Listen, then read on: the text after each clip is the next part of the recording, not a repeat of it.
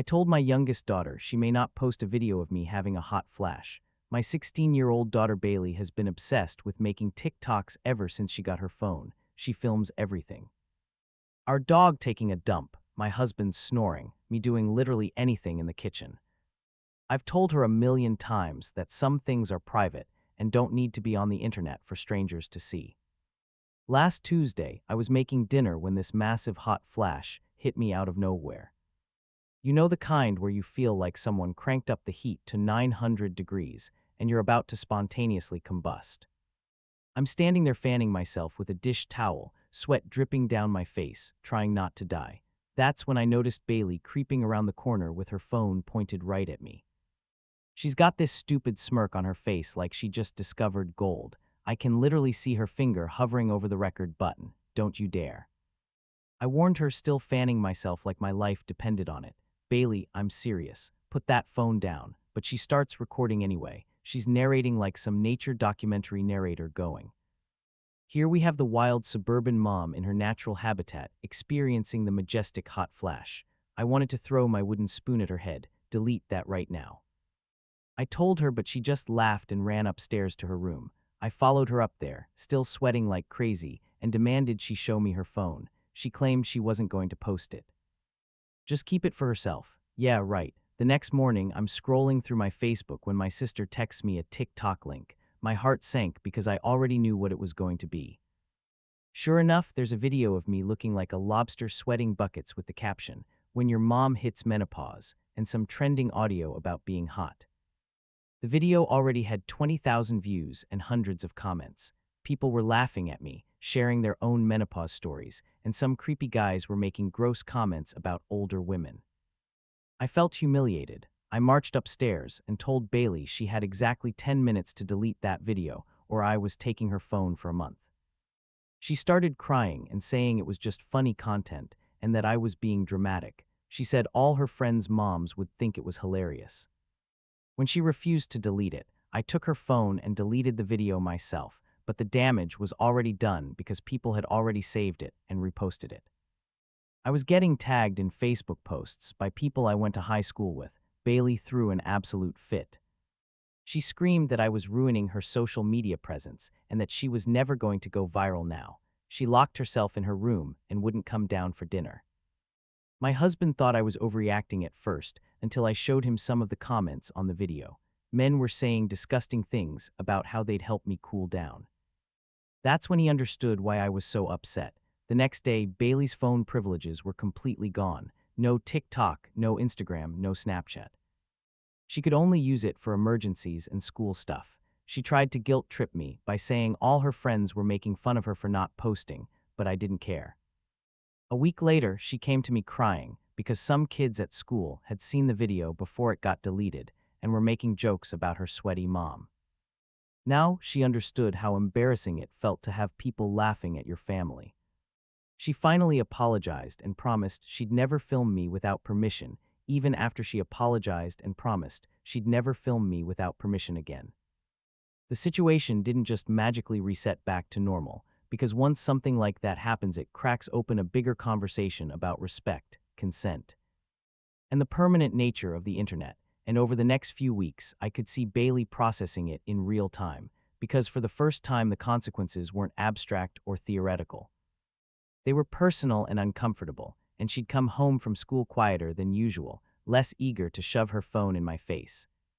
And one evening while I was folding laundry, she sat on my bed and asked, very softly, if menopause was really that bad, and I could tell she wasn't asking for content anymore. She was asking because she felt guilty and curious and a little scared, and that's when I realized this wasn't just about a TikTok. It was about her learning that other people's bodies and experiences aren't props for entertainment, especially when those people don't have the power to control how they're portrayed once the video is out there. And I told her honestly how vulnerable it felt to be caught in a moment where my body was doing something I couldn't control, how humiliating it was to have strangers comment on it, and how hurt I was that she'd ignored my clear boundary. And she started crying again, but this time it wasn't defensive crying, it was remorse. And she admitted that she hadn't really seen me as a person in that moment, just as content, because on her feed everything is a joke or a trend or something to react to. And it had never occurred to her that the person on camera might carry that moment with them long after the views stop coming, and we talked about how the internet doesn't forget. How even deleted videos can live on forever, and how once something goes viral, you don't get to decide who sees it or how they interpret it. And she told me about kids at school replaying it on their phones and asking her if that was what she had to look forward to someday, and hearing that made me angry all over again. Not at her this time, but at a culture that teaches kids that attention is worth more than dignity, and that embarrassing someone is harmless if it gets laughs.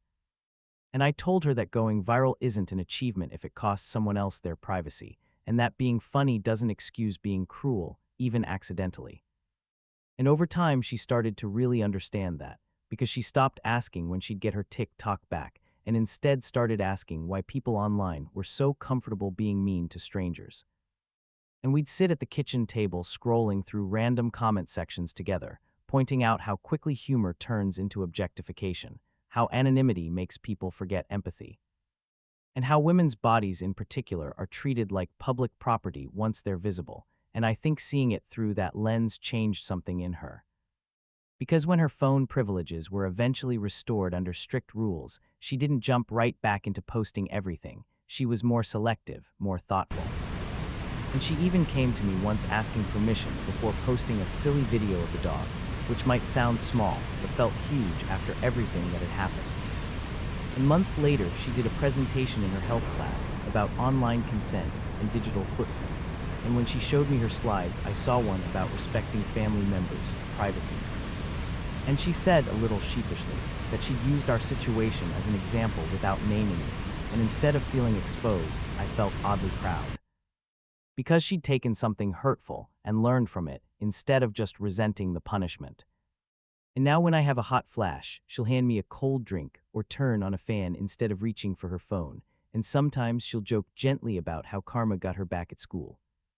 And we'll laugh together because the joke isn't at my expense anymore, and looking back, I don't regret taking her phone or deleting that video even though it caused a meltdown at the time. Because protecting your child doesn't always mean protecting their feelings in the moment. Sometimes it means teaching them that other people's boundaries matter just as much as their own desires. And if she grows up understanding that consent applies offline and online, to strangers and to family, then one embarrassing viral moment was a price worth paying. Especially if it means she learns to see the people she loves as humans first and content never.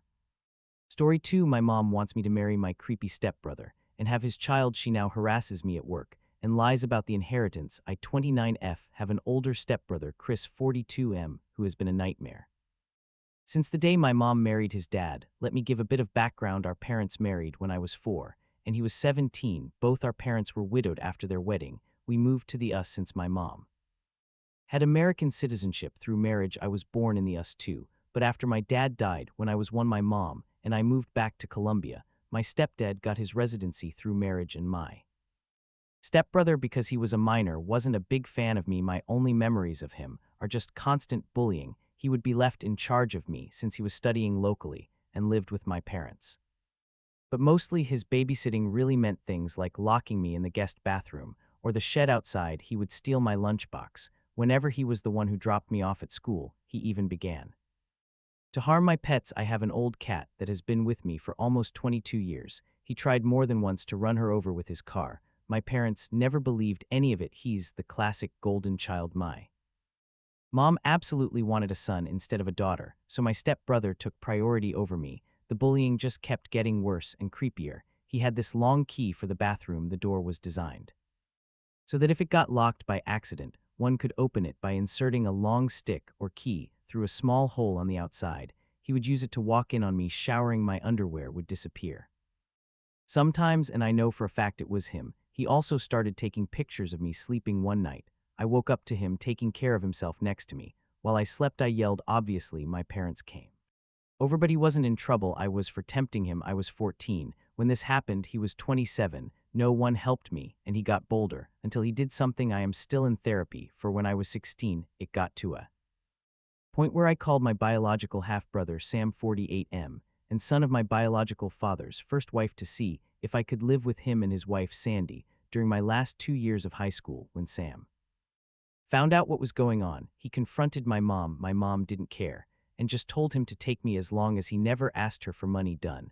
My brother and his wife became my legal guardians and took me in with my cat and the old family dog, since I didn't trust leaving any living creature with Chris around. My parents never checked on me. My extended family from my father's side knew what happened and immediately got together to ensure I could finish school well and go to college. I don't know my maternal family at all. Thanks to my paternal family, including Sam's mother and her family, I got my bachelor's and master's with no student debt and work as a nurse practitioner. I still live with Sam, his wife, and their 2 kids, and I pay a small rent. Neither Sam nor his wife expected me to pay anything, but that's the least I can do for the 2 people who have taken care of me for 13 years. For anyone wondering why I didn't move, it's incredibly expensive where I live, and Sam and insisted I stay with them until I save enough to buy my own home. Things seemed okay until my mom messaged me recently. She had not messaged me since I was 18 when she told me she no longer had any responsibility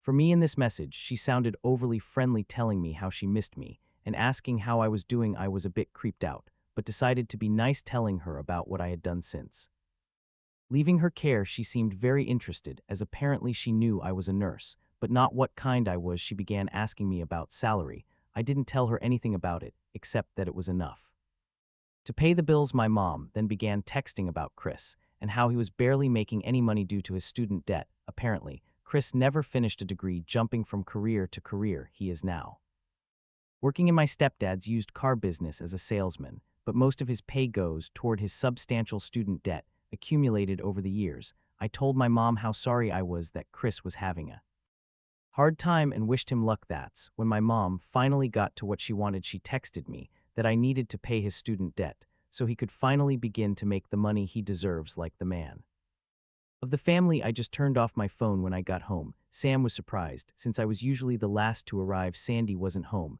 yet I told Sam what happened and showed him my mom's text messages. I don't think I've seen Sam this angry ever. He told me to block my mom's stepdad and Chris if I hadn't done so yet. After talking with Sam and Sandy, I called my boss to ask for the next day and the one after off. This gave me a 4 weekend, including the days I'm normally off shift. My boss was more than okay with this and told me to just take it easy and let her know if she could help. This backfired, because the next day my mom and Chris decided to come to Sam's house to speak to me. I was alone since Sam and Sandy were at work and the kids were at school. I immediately called Sam and told him what was going on. He told me not to open the door and that he was on his way. My mom spent the whole time screaming that I owed them for raising me and that my sweet brother deserved the money. Chris was going around trying to find a window or door unlocked. There weren't any, since the windows have safety bars and the only other doors are in the closed garage and one in the yard. The yard door was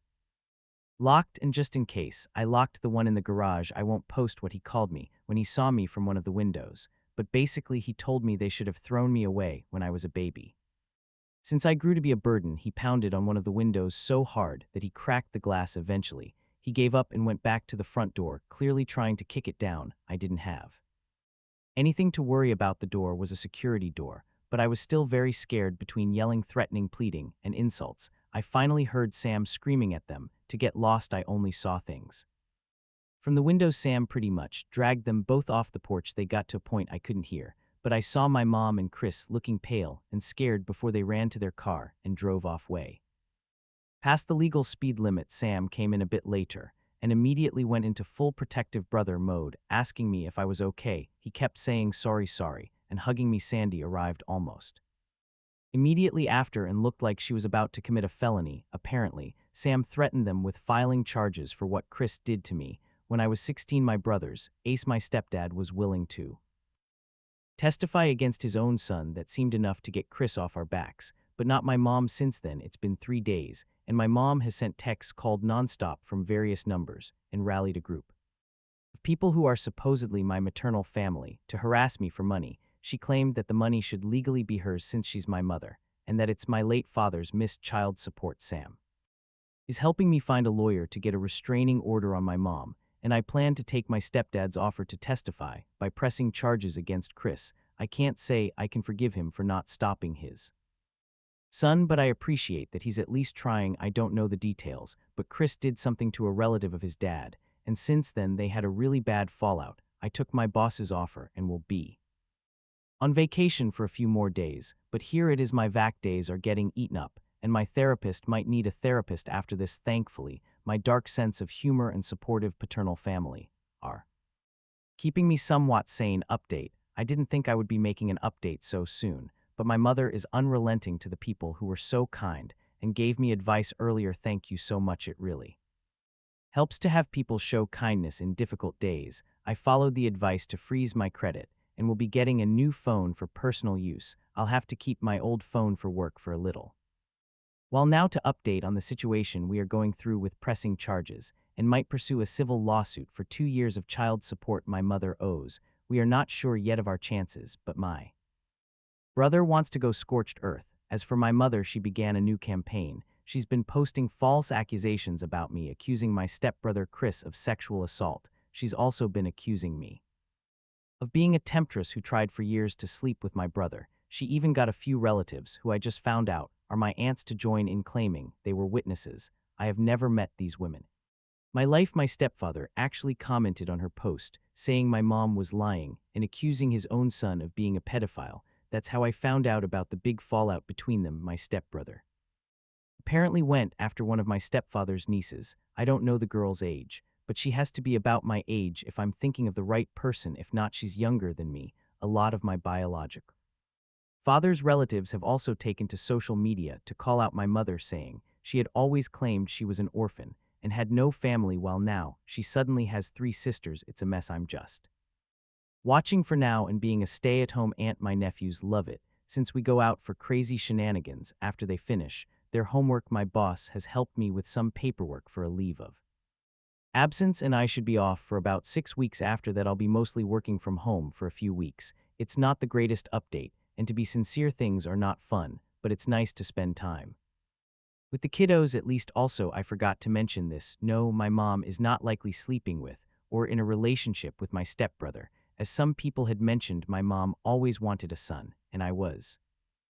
a disappointment because I was born a girl. She treats my brother like he's her real son, and I think she truly loves him. As a mother, she made sure to tell me how disappointing it was for her when I was born. Update 2. I hope the title is okay for the rules I was recommended to post here, but wasn't sure where to start. My mother was widowed when I was 1 year old. My biological father was much older than her. She was his second wife, with a 20-plus year age difference. After that, she remarried her hometown sweetheart and adopted his 17-year-old son. My dad was American, and my mom is Colombian. I was born in the U.S., then we moved back to Colombia for a few years, and we returned to the U.S. when I was 4. My whole life, my mother constantly complained about the fact that I was a girl. She would say things like, if you were a boy, maybe we could have gotten more from your father, or girls are so useless. All I was to her was the problem child. She took my inheritance and squandered it mostly on things for my stepbrother. Whenever she had guests, she would always introduce me and joke about how I ruined her body and wasn't even worth it since I was a girl. Most of her friends thought I had some kind of mental illness because of her lies about me being mentally behind. She used the RW and would often blame it on my gender, saying that because I was born a girl, I was clearly inferior. During holidays, I would be left behind with a sitter. I was just too much of a problem child and would ruin things for my sweet brother. We only have one family picture from when I was 5. If I got anything nice with my own money, my mother would take it from me. If it was something like makeup or clothes, she would say I wasn't attractive enough or worthy enough to have such nice things. I should just stick with a plain face, since it would make it easier for me to find a job when I was done with high school. She had no intentions of letting me go to college, but the worst part is she never protected me. My stepbrother is a predator. At first, he just bullied me, stealing my food and locking me in dark places when I hit puberty, though he began to do worse things, walking in on me when I showered, even if I locked the door, stealing my underwear, watching me sleep, and he even sexually assaulted me when I was 16, and he was 29. My mother blamed it on me, saying I was tempting her. Poor sweet boy. I was saved by my biological half-brother and his wife. They took me in at 16, finished raising me, and put me through college with the help of my paternal family. Even my father's first wife pitched in and has always been Kind to me, she's more of a mother to me than my own mother ever was. Now I'm 29 years old, have a good career as a nurse practitioner, and I'm saving to buy my own home. My mother found out about this and has been demanding that I give her my money because she is my mother, and my money should be hers. She also demands that I pay off my abusive stepbrother's student loans since I refuse to comply with my dear mother's demands. She has now gone online to post that I'm a temptress trying to ruin her son's life, and that I refuse to pay her back for all the care and love she supposedly gave me over the years. She even had some women, who are supposedly my aunts, join her in this. I've never met any of my maternal family. As far as I knew, my mother was an orphan. Now I suddenly have 3 aunts who claim to have seen how bad a person I am. Update 3. This might be my last update about my mother and step-brother, since we're finally starting the legal fights, but I finally had a good laugh in my previous post. I haven't said much about my biological father. He died when I was 1 year old, so I never really met him. I have one picture of him holding me when I was an infant. I mostly know him from stories from his family. What I do know is that he was a man of means. He had a lot of assets that he carefully divided in his, well, not so rich I'll never have to work rich, but just rich enough that I would be able to live comfortably as long as I worked and managed my finance. As well, I was not aware that he had made sure to leave me anything, and neither was my half-brother Sam, his son, with his first wife. I'm the daughter of an affair partner turned second wife. My understanding was that anything I inherited was wasted by my mother to buy things for her predator stepson Chris, whom she prefers over me. He was my abuser growing up. In her words, daughters don't need inheritance, just marry a wealthy old man like me. Well, since my mother and Chris have been harassing me lately, we drove to my dad's lawyer to get some things we need from my dad's records for the lawsuit we are planning. He's a sweet older man who kind of looks like my dad a bit, and was my dad's best friend when we met. He received me with a hug and told me how happy he was to finally meet me. His wife was there too, and she also gave me a big hug and told me we needed to have dinner at their place. Once we all caught up, we discovered my mother had been faking receipts to get money from my trust, a lot of it, some of which was from when I was under Sam's guardianship. She's not the executive of my trust, and had to provide receipts for anything. She's been sending receipts claiming they're for me, because I'm still in medical school, even though I finished school in 2021. Well, her meal ticket not only got torn, but now she's in big trouble. Because this is fraud, and basically, my hands are tied about pressing charges. She claims me as a dependent on her taxes, so my dad's lawyer would refund her for her expenses. He basically told me there's just no way we can keep this in civil court. He had to contact the IRS and the police. It doesn't help that she's been using my social security number for some things she shouldn't. Thank you to the people who advised me to freeze my credit. You guys saved me for sure. I probably won't be able to post for quite a while, since I'm going to be incredibly busy. I'm just mentally exhausted from how much has happened. I wouldn't have done anything about my mom using my trust. If she had left me alone, I wouldn't even know about it, because the trust is set for me to take over with proof of marriage or graduation from college. Since I didn't know about it, I never sent the required paperwork to take control. She could have milked it dry if she left me alone and just kept sending fake information. I'm in the process of getting what's left of my trust. There's quite a bit in it, and it should be enough for me to get a house or condo if I mix it with my savings, and still have some left over to invest or do other things safely. I might wait for a while to buy anything, though I don't know how safe it would be, since my mom still has my social security number. Update 4. Hey Reddit, this is more of a personal rant than a full-on update. Things are only starting on the legal side of things, so no real update or information I'm allowed to share. This is more on the personal side of things, since I just came home from having my mother harass me in a bar. It was not fun. Short background: my mother is a greedy liar who let her stepson Chris, who's 13 years older than me, abuse me since I was a small child.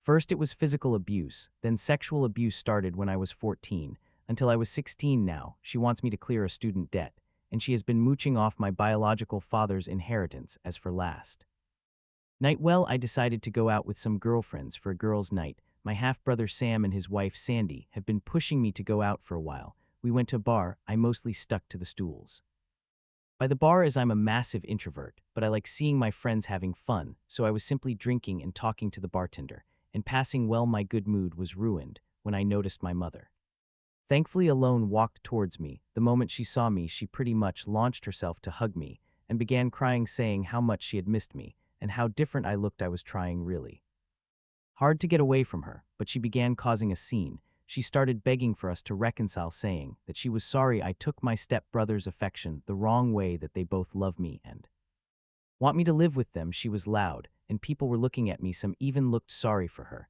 and I had people encouraging me to hug my mom back. It was embarrassing and just so wrong. I just exploded and told her to leave me alone and walked out. That was even worse because she kept following me with 2 or 3 randoms calling me a terrible daughter. She just kept swearing that Chris truly cares for me and wants us to be a family again. She even said that he found me so beautiful that he couldn't help himself when he sexually assaulted me. She said when he made love to you as if it was something consensual. I was a minor when he attacked me. He was almost 30. I just started crying and screaming at her to go away and leave me alone. Thankfully, one of my more sober friends called Sam, and he came over very fast. He scared away my mom and took me home. I'm now 100% sure I don't want to go out again. For people wondering why I never called the cops, I called the cops since I was 11 to report the abuse I reported at 16, what he did to me. They took his side. I don't trust them. I truly believe cops don't care about sexual assault victims.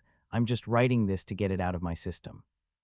My therapist is unavailable, so Reddit is the next best thing. Update 5. Hey, been a bit sorry for the radio silence. I had some people asking for updates, but things had been pretty quiet until this weekend, so I had nothing to post. I know people usually do a recap app or something like that. That's so TLDR. My mother has always preferred my stepbrother Chris, who is 42. He was my abuser growing up. The abuse went from the time I was 11 to 16, when I moved in with my half-brother after the worst attack. I was recently tracked down by my mother, and she along with my stepbrother have been harassing me.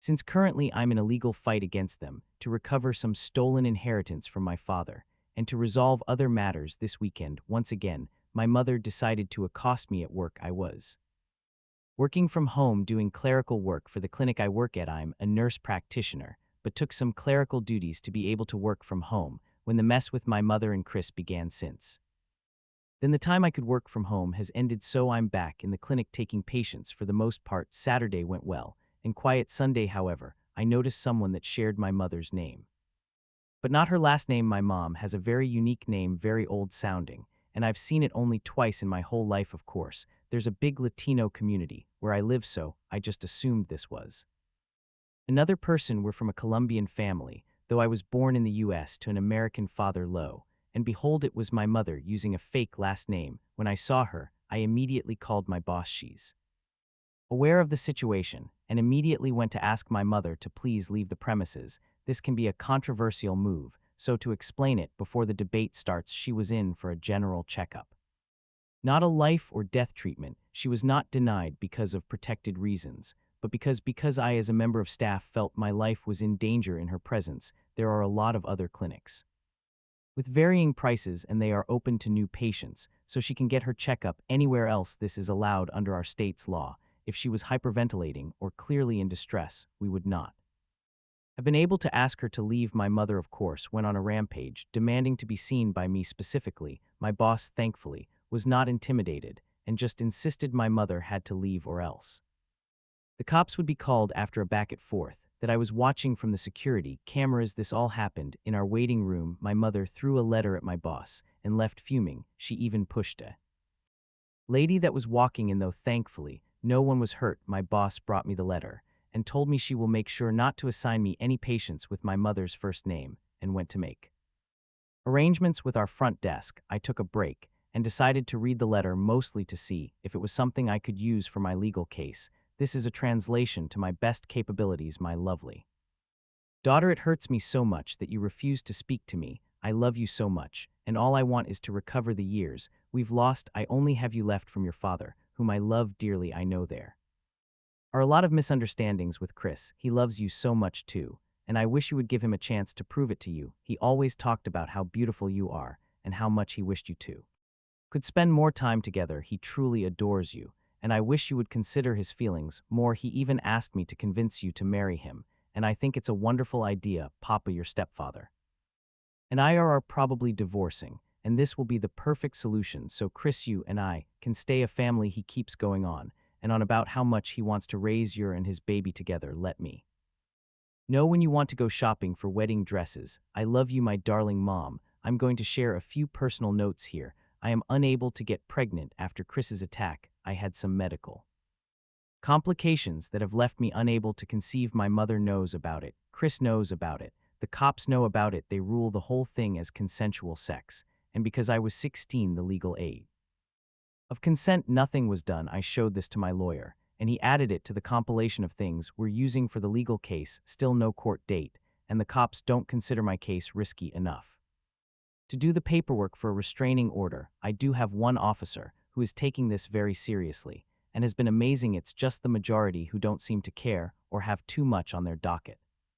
To give my case time update, I'm going to update here since it's only been 3 days and it feels dumb to make a new post. Chris has been arrested apparently. He kidnapped a 2-year-old baby girl, his cousin's daughter no less. The baby was recovered safe and unharmed from what I heard. I'm glad she wasn't taken for long. Who knows what the hell he wanted to do to her. If I hear more details, I'll update. Thank you for watching. If you haven't subscribed yet, please do so and hit the notification bell to stay updated with more shocking real-life stories happening around you.